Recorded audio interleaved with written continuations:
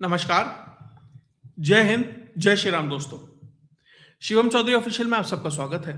आगे बढ़ने से पहले आप सबसे रिक्वेस्ट है, वीडियो को लाइक कीजिए, चैनल को सब्सक्राइब कीजिए और शेयर करना मत भूलिएगा। दुनिया में जब भी कोई युद्ध शुरू होता है, रशिया यूक्रेन के बीच हो, अमेरिका ईरान के बीच हो, तो एक बहस शुरू हो जाती है कि क्या ये वर्ल्ड वॉर 3 की शुरुआत है। तो किस युद्ध को वर्ल्ड वॉर 3 कहा जाए, उसके लिए मेरा एक पैमाना है। अगर वो युद्ध ऑस्ट्रेलिया और न्यूजीलैंड तक पहुंच गया है तो आप समझिए कि वे एक वर्ल्ड वॉर 3 है, क्योंकि वो देश दुनिया के उस कोने में है, उस सुदूर कोने में है कि वहां पहुंचते पहुंचते 99% चीजें अपना दम तोड़ देती है। तो अगर कोई युद्ध वहां पहुंच गया तो आप समझिए दुनिया का कोई कोना ऐसा नहीं है जो उसके दायरे से बाहर है। अगर कोई पेंडेमिक वहां पहुंच गया है तो ये समझिए दुनिया में कोई ऐसा व्यक्ति नहीं है जो उससे सुरक्षित हो। हर कोई उसके दायरे में है अगर चीज वहां तक पहुंच गई है। तो ऐसा ही कुछ जो इस्लामिक कट्टरपंथ है, जो इस्लामिक एक्सट्रीमिज्म है, वो भी अब वहां पहुंच गया है। तो जो वेस्ट अब तक ये मानकर चलता था कि जो ये एक्सट्रीमिज्म है ये साउथ एशिया की प्रॉब्लम है, मिडिल ईस्ट की प्रॉब्लम है, पिछले 1-2 सालों में ये मानने लगा था यूरोप की कुछ 2-4 देशों की प्रॉब्लम है। नहीं साहब, ये ग्लोबल पेंडेमिक बन चुका है और वो अब ऑस्ट्रेलिया और न्यूजीलैंड तक पहुंच गया है। और अब तक उसमें भी ये माना जा रहा था कि भाई 2-4 इंसिडेंट हुए हैं तो आइसोलेटेड इंसिडेंट है, किसी लोन वुल्फ ने कर दिया है और आम पब्लिक झेल रही है, तो हमें क्या फर्क पड़ता है। लेकिन अब इसकी मार वहां का जो एलीट क्लास है, जो रूलिंग क्लास है, वो भी झेल रहा है। और क्या ये जो एंथनी एल्बनीज के साथ जो हुआ, ऑस्ट्रेलिया के जो प्रधानमंत्री हैं उनके साथ जो कल घटना घटित हुई, वो प्रधानमंत्री नरेंद्र मोदी के लिए किस तरीके से एक बड़ी सीख है। प्रधानमंत्री नरेंद्र मोदी को इससे सीख लेनी चाहिए। क्या हुआ, आज ईद है, भारत में आज ईद मनाई जा रही है, लेकिन जो मिडिल ईस्ट है उसमें कल मनाई गई, यानी एक दिन पहले मनाई जाती है। तो ऐसे ही ऑस्ट्रेलिया में एक लेबनीज मुस्लिम एसोसिएशन नाम की एक संगठन है, उसने जो सिडनी की जो सबसे बड़ी मॉस्क है, लकिम्बा मॉस्क, उसके अंदर एक बड़ा आयोजन रखा ईद उल फितर के कार्यक्रम, ईद उल फितर के लिए। और वहां लगभग 30,000 मुसलमान इकट्ठे हुए। और ये वो इलाका है, ये वो सबर्ब है सिडनी का, लगभग जो सेंट्रल सिडनी है उससे लगभग 12-13 किलोमीटर दक्षिण में पड़ता है, कि वहां लगभग 60% आबादी मुसलमानों की है।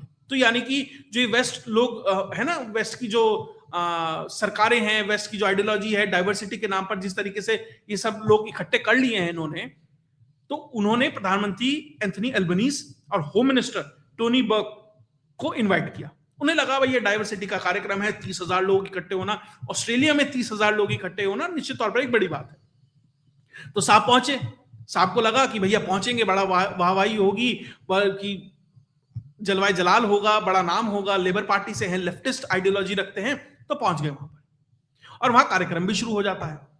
और धीरे धीरे जैसे ही जैसे कार्यक्रम शुरू होता है, 15-20 मिनट तो ठीक ठाक चलता है। उसके बाद जो लेबनीज मुस्लिम एसोसिएशन का जो सचिव है गामेल खेर, वो वहां बात करनी शुरू करता है और वो वहां जो प्रधानमंत्री है उनको लपेटना शुरू करता है कि किस तरीके से ऑस्ट्रेलिया में जो इस्लामोफोबिया है वो धीरे धीरे बढ़ता जा रहा है। यानी कि धीरे धीरे जो वो स्पीच थी उसमें जो विक्टिम कार्ड है वो निकालना शुरू होते हैं और प्रधानमंत्री के सामने रखना शुरू कर देते हैं। उसके बाद कहा जाता है कि भैया ऑस्ट्रेलिया के अंदर मुस्लिम्स टारगेट हो रहे हैं। ध्यान दीजिएगा, लेबनीज मुस्लिम एसोसिएशन है, यानी ज्यादातर मुसलमान जो यहां पर थे वो लेबनीज मूल के थे, या कम से कम ऑस्ट्रेलिया में तो नहीं रहते थे, यानी वो बाहर से आए थे। जिस देश ने उन्हें अपने यहां संरक्षण दिया, उनकी जान बचाई कि तुम्हारे यहां बम गोला गिर रहा है, तुम्हारे यहां संसाधन नहीं है, आओ यहां रहो, आज उस देश को ये बता रहे हैं कि नहीं, ये देश रहने लायक नहीं है, और जान बचाकर आए थे। उसके बाद वही गाजा का बाजा बजना शुरू हो जाता है कि भैया ऐसा है कि गाजा में बड़ा कुछ हो रहा है, आप कुछ नहीं बोल रहे हैं। और धीरे धीरे मीडिया हमारे खिलाफ बोल रहा है, मतलब हर कोई हमारे खिलाफ है, हर कोई इनके खिलाफ है, ये माहौल तैयार करना शुरू कर देते हैं और एकाएक वहां पे हंगामा शुरू हो जाता है। और पब्लिक उठकर, जो एंथनी एल्बनीज है, उन्हें गेट आउट कहना शुरू कर देती है, बू करना शुरू कर देती है, जेनोसाइड सपोर्टर कहा जाता है, अल्लाह अकबर के नारे लगाए जाने लगते हैं। और एकाएक जो माहौल है वो इस तरह का हो जाता है कि एंथनी एल्बनीज अगर वहां 15-20 मिनट या आधा घंटा और रुकते तो संभवतः उनकी जान पर बनाती। यह स्थिति थी एक देश के प्रधानमंत्री की अपने ही देश में, और देश में भी किसी दूर दराज इलाके में नहीं, जो सबसे समृद्ध शहर है, वहां की एक मस्जिद के अंदर ये उनके साथ कार्यक्रम हो रहा था। जो बैठे हैं ना, ये लाल टोपी सी के बराबर में घुटनों पे हाथ रखे हुए, ये एंथनी अल्बनीज है। और ये वो हैं जिन्होंने कभी फ्रेंड्स ऑफ पैलेस्टाइन नाम का एक ग्रुप बनाया था, फिलिस्तीन के समर्थन में बोलते थे, हिमायती माना जाता है, लेफ्टिस्ट माना जाता है, और उनके साथ ये हालत इन लोगों ने की है। क्योंकि इन्हें पता है कि भैया अब इस लोकेलिटी में 60-70% है, अब हमें प्रधानमंत्री भी आ जाए तो कोई डर नहीं है। किसी ने एक बहुत अच्छी बात कही थी कि इन वामपंथियों का असली इलाज अगर कोई करता है ना, तो ये इस्लामिस्ट करते हैं।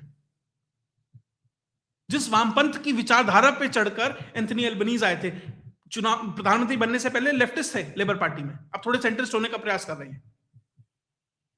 और इन लोगों को दिक्कत क्या है? इन लोगों का यह मानना है कि भैया तुमने जो अभी गजा का कॉन्फ्लिक्ट चल रहा है, तुमने हमारा साइड नहीं लिया। देखिए, जो एंथनी अल्बनीज के साथ हुआ ना, उसके कई कारण हैं। सबसे पहला, एंथनी अल्बनीज को अपनी पावर दिखानी कि भैया हम भीड़ हैं। क्या कहता है गमेल खेर? ये कहता है कि हमने आपको संवाद के लिए बुलाया था, कि सरकार से संवाद बने, सरकार से जुड़े। और अगली ही लाइन में कहता है, लेकिन इसका मतलब ये नहीं कि हम डरेंगे, हम अपनी बात कहेंगे। यानी ये एक सुनियोजित तरीके से उन्हें बुलाया गया, इंटिमिडेट करने के लिए, डराने के लिए, धमकाने के लिए, वो भीड़ तंत्र दिखाने के लिए कि भैया हमारे हिसाब से चलोगे तो सही रहेगा, वरना हम क्या कर सकते हैं, ये उसकी बानगी है। अपना भीड़ तंत्र दिखाना। यही तो कर रहे थे प्रधानमंत्री नरेंद्र मोदी के साथ। शाहीन बाग में क्या हो रहा था, उत्तम नगर में क्या हुआ, रोज जो घटनाएं होती हैं, वो भारत में भी भारत के समाज को क्या दिखाने का प्रयास है, और भारत की लीडरशिप को भी दिखाने का प्रयास है कि हमारे पास भीड़ है। जब हैदराबाद का एक व्यक्ति कहता है ना 15 मिनट के लिए पुलिस हटा लो तो क्या दिखाएंगे, वो इसी भीड़ तंत्र की तरफ इशारा करता है। भारत की जो सरकारें हैं और जो तंत्र है, वो इस साइकिल को भली भांति समझता है। बहुत कुछ कर नहीं पाता, वो अलग चीज है, लेकिन जो वेस्ट वाले हैं ना, इसे अब समझ रहे हैं। हम लोग तो इम्यून हो चुके हैं, हमें पता है कि इस चीज को कैसे हैंडल करना है। अब मजा इनके साथ आने वाला है। दूसरा, दरअसल इसी साल 5 तारीख को, इसी महीने 5 तारीख को ऑस्ट्रेलिया के अंदर हिजबुल तहरीर नाम के एक संगठन के ऊपर बैन लगाया गया था। न्यू हेट ग्रुप लॉ लाए गए, क्योंकि उन्हें लगता है, जो सरकार है ऑस्ट्रेलिया की, भैया ये हेट फैला रहे हैं। और ये जो संगठन है ना, सब मुस्लिम ब्रदरहुड के टटपुंजिए हैं। मुस्लिम ब्रदरहुड का जो इंटरनेशनल प्रोजेक्ट चल रहा है, ये उसके पार्ट है। जब इसके ऊपर बैन लगाया जाता है तो इन लोगों को बड़ी परेशानी होती है। अरे, हमारे फ्रीडम ऑफ एक्सप्रेशन पर हमला हो गया है। भारत में भी जब पीएफआई पर बैन लगाया गया था, तो ऐसी ही दिक्कतें हुई थी इन लोगों को। वो अब कर रहे हैं, हम पहले कर चुके हैं। उसके अलावा एंथनी अल्बनीज ने कुछ समय पहले इजराइल के जो प्रेसिडेंट हैं, उन्हें बुलाया था, क्योंकि बॉन्डी बीच पे एक घटना घटित हुई थी इसी सिडनी में पिछले साल दिसंबर में, जहां लगभग 15 लोग मारे गए थे, सारे ज्यूज थे। इसलिए उन्हें बुलाया गया उसके विरोध में, कि भैया तुमने इजराइल का प्रेसिडेंट कैसे बुला लिया। विरोध प्रदर्शन हुए थे, 27 लोग गिरफ्तार हुए थे, सिडनी की सड़कें जाम करने का प्रयास किया गया था। भारत में भी ऐसा ही होता है। आप सिमिलैरिटी देखिए, आप कहीं चले जाइए, लोग कहते हैं नहीं भारत का तो अलग है भैया समाज, वो खास वाला, हमें बाहर से क्या मतलब है। भैया वो हर जगह एक है, हर जगह भीड़ तंत्र दिखाना है, हर जगह है उनकी जो भावनाएं हैं, उनकी जो एक तरीके से कह सकते हैं, जो उनकी एक तरीके से संवेदनाएं हैं, एलिजियंस है, वो उस भूमि से ना जुड़कर कहीं और से जुड़ी है। इसलिए एंथनी अल्बनीज हो, प्रधानमंत्री नरेंद्र मोदी हो, डोनाल्ड ट्रंप हो, हर एक के लिए रवैया एक रहेगा। और जो लोग भारत में भी कहते हैं ना हमें गजा से बड़ा प्यार है, गजा में जेनोसाइड चल रहा है, और जब पूछा जाता है भैया ये बांग्लादेश में क्या हुआ, अरे नहीं नहीं हमारा वहां से क्या लेना देना, भारत से तो जुड़ा ही नहीं है, एकदम से पलट जाते हैं। वही हो रहा है यहां पर भी। उसके अलावा अभी जो ईरान और अमेरिका का युद्ध चल रहा है, ऑस्ट्रेलिया ने वहां कुछ एयर टू एयर मिसाइल्स और कुछ स्पेशलाइज्ड प्लेन वगैरह भेजे हैं यूएई के लिए, तो भी दिक्कत है। अरे साहब, आप अमेरिका के साथ क्यों खड़े हो? यही तो दिक्कत है ना भारत में, इजराइल के साथ क्यों खड़े हो? इजराइल से क्यों प्रधानमंत्री नरेंद्र मोदी इजराइल में जाकर क्यों मिलते हैं? यही दिक्कत यहां पर है। इसलिए ये ग्लोबल फिनोमेनन है जो ये मानता है कि यहां का मुसलमान अलग है, वहां का मुसलमान अलग है, वहां का व्यक्ति अलग है, वहां का समाज नहीं साहब, सब एक है, किताब तो एक ही है ना। इसलिए एंथनी एल्बनीज को बहुत देर में समझ आई ये चीजें, वेस्ट को बहुत देर में आ रही है समझ। जब यूरोप जल रहा है, जब फ्रांस में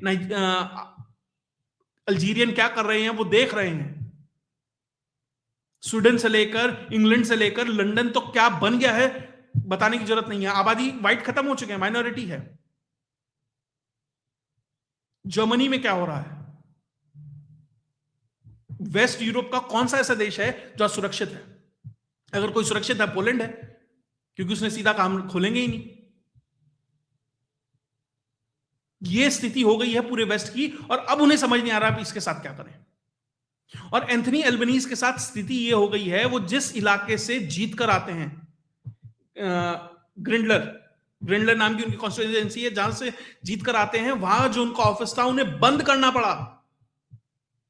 30 साल पुराना ऑफिस। क्यों?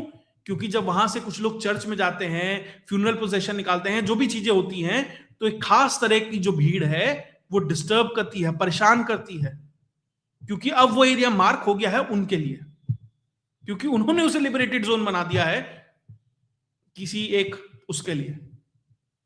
तो अब स्थिति आ गई है उसी ऑस्ट्रेलिया के अंदर कि वहां अपने ऑफिसेस बंद करने पड़ रहे हैं।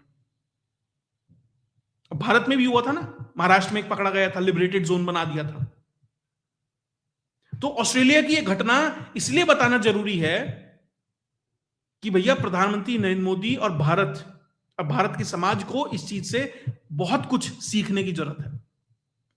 आप कितनी भी अच्छी फैसिलिटीज दे दीजिए, कितना भी कुछ अच्छा दे दीजिए, वहां मर रहे हैं, बम के गोले गिर रहे हैं, उससे बचकर यहां आए हैं, लेकिन फिर भी यहां वही करना है जो वहां हो रहा था।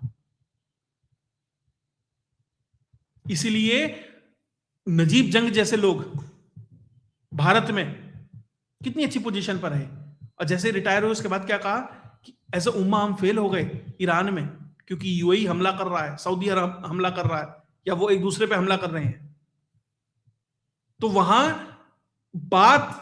पर भी उम्मा की है। भारत में एक व्यक्ति उपराष्ट्रपति बन जाता है, हामिद अंसारी, और उसके बाद भी उसे लगता है कि भारत में मुसलमान परेशान है। शर्जिल इमाम भारत के टॉप प्रीमियर इंस्टीट्यूट में पढ़ के आता है, फिर भी उसकी चाह क्या होती है कि भैया मिडिल ईस्ट नॉर्थ ईस्ट को काटना है, मवाद बढ़नी है। तो प्रधानमंत्री नरेंद्र मोदी के लिए यहां यह सीख है कि साहब, सबका साथ, सबका विकास, सबका विश्वास। सबका साथ आप कर पाएंगे ना, आप सबका विश्वास जीत सकते, आपके साथ नहीं आएगा कोई। आप 2014 में जिस राष्ट्रवाद पर बैठकर आए थे, जिस बहुसंख्यक समाज ने आपको उस तुष्टीकरण की राजनीति को दूर करने के लिए लाया था, आपको वो करने की जरूरत है। आपकी विदेश नीति बहुत बेहतर है। आप बिना किसी डोमेस्टिक डर के आप फिलिस्तीन के विपक्ष में जाकर, मैं ये नहीं कह रहा उसके विरोध में, लेकिन उसके अलावा आप इजराइल के साथ भी संबंध बनाते हैं। सरकारें डरती थी इस देश में। आप यूएई को, सऊदी को और ईरान को साथ में बैलेंस कर पा रहे हैं। दुनिया का कोई भी ऐसा मुस्लिम राष्ट्र नहीं है दुनिया में, पाकिस्तान छोड़ दीजिए और टर्की छोड़ दीजिए, वहां भी 2 लोगों की वजह से, कोई ऐसा मुस्लिम राष्ट्र नहीं है जो भारत में प्रधानमंत्री नरेंद्र मोदी की जो इमेज है उससे उसे कोई घंटा फर्क पड़ता है। माफ कीजिएगा ये शब्द यूज किया। तो प्रधानमंत्री नरेंद्र मोदी की जिम्मेदारी बनती है कि राष्ट्र के अंदर, देश के अंदर भी वही नीति अपनाए, उस तुष्टीकरण से बाहर निकले। ये चादर चढ़ाना, पसमंदा करना, ये सब छोड़ दीजिए। जो आप गुजरात में बोलते थे ना 6 करोड़ गुजराती, आप यही बोलिए ना 140 करोड़ भारतीय। फिर ये आउटरीच प्रोग्राम, ये प्रोग्राम, वो प्रोग्राम, और फिर आपके जो पार्टी के अध्यक्ष थे पूर्व में, जो सॉफ्ट कॉर्नर है ना, किसी के लिए नहीं है, आपके लिए। जो एल्बनीज के साथ हुआ, समझिए। खैर इस मामले में प्रधानमंत्री बहुत बेहतर हैं, कहीं ऐसे जंगे प्रोग्राम में जाते नहीं, हाँ गुरुद्वारे में जाते हैं, सब कुछ जंगे जाते हैं, पूरा सम्मान करते हैं। इस तरह की तुष्टीकरण की राजनीति से आप विजुअली तो बचते हैं, लेकिन जिस तरीके से जो अंदर से वो हिलोरे मारती है ना विचार, नहीं इनको भी साथ लेके चल, निश्चित तौर पर चलना है, मना नहीं कर रहा, उनके बिना क्योस हो जाएगा, लेकिन उनके लिए देकर अपने को नुकसान पहुंचाना, ये तो नहीं चलेगा। छोटा सा उदाहरण है, यूपीएससी किस तरीके से धीरे धीरे चीजों को ग्रैब किया जा रहा है, इस सरकार को समझना पड़ेगा। जिस तरीके से सरकारी योजनाओं पर कब्जा किया जाता है, यह सरकार को सोचना पड़ेगा। तो प्रधानमंत्री नरेंद्र मोदी के लिए जो ऑस्ट्रेलिया में हुआ, बीजेपी के लिए जो ऑस्ट्रेलिया में हुआ, बहुत कुछ सीखने की जरूरत है। और इस बीमारी का, जो एक्सट्रीमिज्म की बीमारी है, उसका सिर्फ और सिर्फ भारत में फिलहाल के समय में एक ही एंटीडोट है, वो है योगी आदित्यनाथ।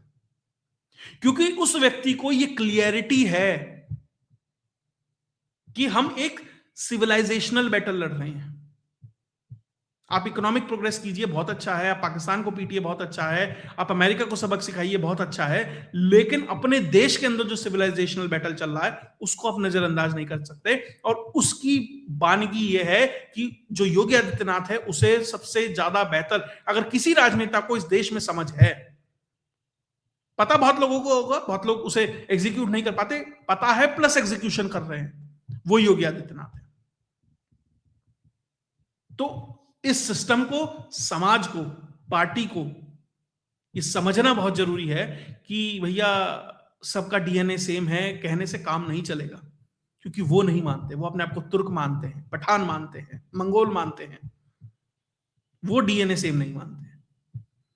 खैर, अगर आपको वीडियो विश्लेषण अच्छा लगा तो वीडियो को लाइक कीजिए, चैनल को सब्सक्राइब कीजिए और शेयर करना मत भूलिएगा। जय हिंद, जय भारत।